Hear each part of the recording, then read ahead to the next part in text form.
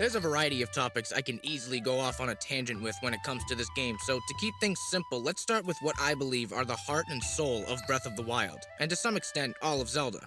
Some of the charm of Zelda games comes from the way each one attempts to paint a picture greater than the sum of its parts. While they usually manage to achieve the illusion of a sprawling fantasy environment with a rich history, Breath of the Wild has taken that idea straight to its core, using the sheer size of the world as a vehicle to drive your adventure in as many different directions as possible. This time around, your abilities are necessary not because the game is literally walled off from you and prevents you from progressing before meeting certain criteria, nor because of the urgency to see the next cutscene or the next plot point unfold. This world is actively encouraging you to pave your own way forward, or fail trying.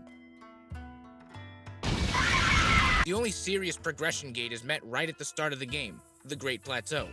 Though even this fraction of the map feels massive upon first arrival, and it's nothing short of a genius way of giving a tutorial for a game like this.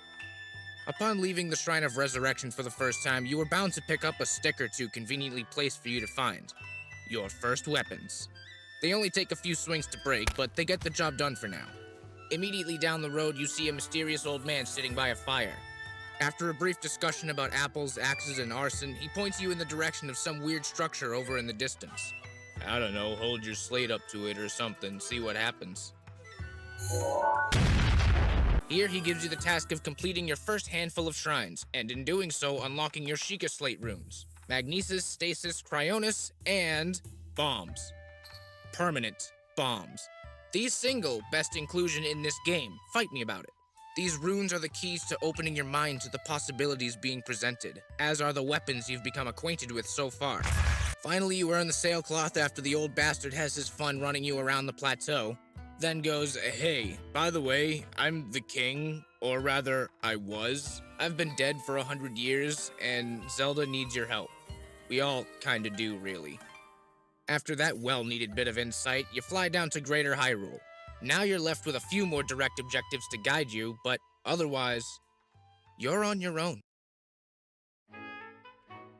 Nobody is there to remind you to go in any direction, and the landscape is begging to be traveled in every direction. Once you land in Hyrule Field that first time, it feels like Nintendo steps to the side and says, now you're ready, whether you are or not.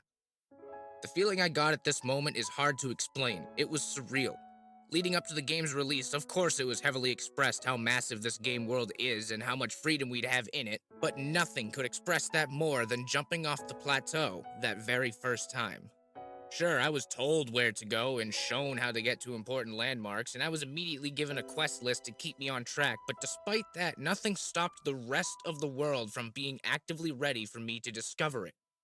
Like I and many others have, you could easily spend dozens upon dozens of hours exploring and soaking in this game before even stepping foot in Kakariko to move forward with the main quest. Or just, fuck it, don't bother. Head for Ganon before even meeting Impa. If you want to head straight out and find other settlements before Kakariko, despite what your quests are directing you to do, you absolutely have that choice. From this point forward, this is your story.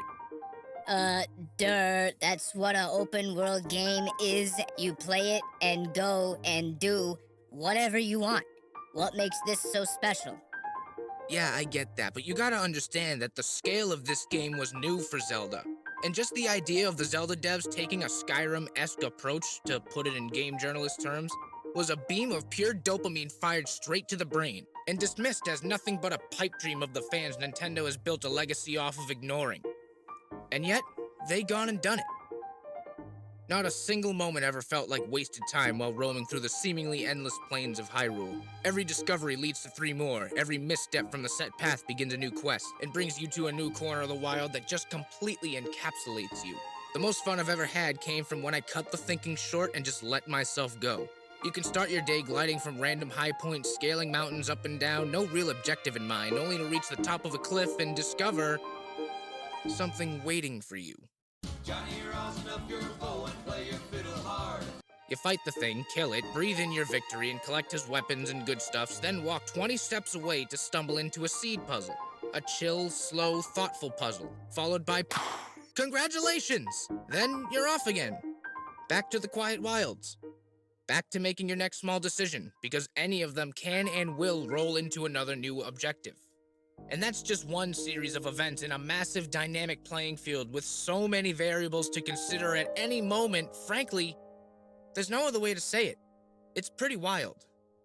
It feels real. It feels natural. The thing I really struggled to fully capture is just how much the scenery itself strikes me with complete awe. Everything here is just filled to the brim with a copious mixture of mystery and serenity. Whenever I pass something like an inexplicable chunk of a ruined pillar sticking out of what is otherwise an undisturbed plain, or a canyon carved into the earth, looking natural yet still somehow out of place, my mind races with theories of what happened, what could be done to learn more, expand upon this history, or even interact in some way with what has been lost. I remember early on I had a ton of fun just discovering location names and finding the references in their names. The same feeling comes from the opposite end of the sightseeing scale, with distant mountains and other large structures painting the background at all times. Thanks to Nintendo letting us know ahead of time that those mountains are very real and very climbable, everything you look at has that little extra incentive beyond it being an image in the distance. I can go there. I can go there! Most of your time here in Hyrule is spent climbing various cliff sides and mountains, and every time I reach the top of a good vantage point, every time I find myself literally on top of the world looking down at the fields of Hyrule and that piano kicks in, every single time without fail,